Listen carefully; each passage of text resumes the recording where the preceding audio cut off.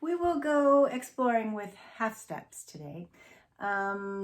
So if a whole step is 2 frets, what is a half step? That's right, 1 fret.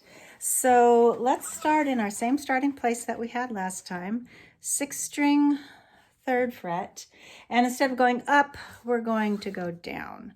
So we're going to take a half step down. Let's just play our first note. And then, well, I gotta use this finger so it's easy to see. First note, 2nd note, 1 fret lower. That's it. And in order to play with good technique, probably gonna want to start with this finger, the tall finger, finger 2, and then switch to that finger. That would be the first way to practice playing it. There's others, I'll show you in a minute. And then I want you to go 1 string down, starting in the same fret, and play. And if you think this is easy, try to do it cleanly with no buzzes. Try to do it with your eyes closed.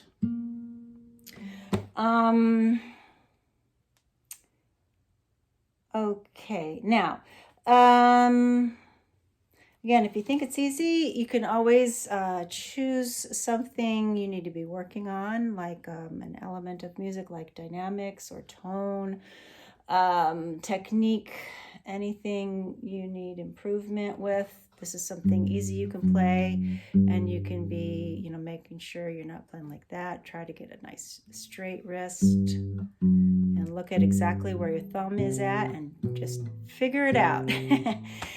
Put your thumb in a good healthy place with a nice straight wrist, and sometimes your thumb has to move to a different spot when you're playing on a different string.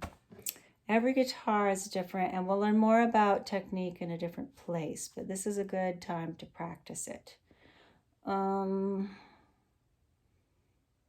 Okay, so if this is easy and you want some fun things to work on, try a hammer-on. Start with this finger.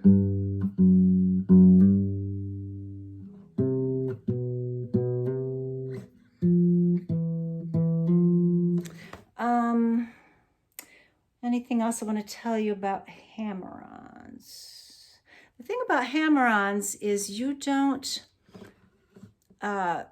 when you play that first note, there's no hurry to hammer on. I mean, you can wait a little while to do your hammer on. So if you're in music, don't do your hammer on too soon. But once you start your hammer on, it has to go down hard and fast. You could also do a slide. Start with this finger,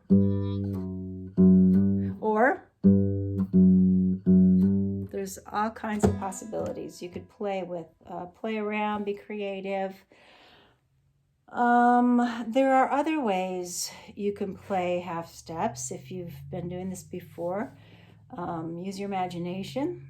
We'll get into it later, but you could always go exploring, see if you can find other ways to play half steps. And that's pretty much it for this time. Next time, we're going to put these 2 building blocks together. Let me just show you what that sounds like.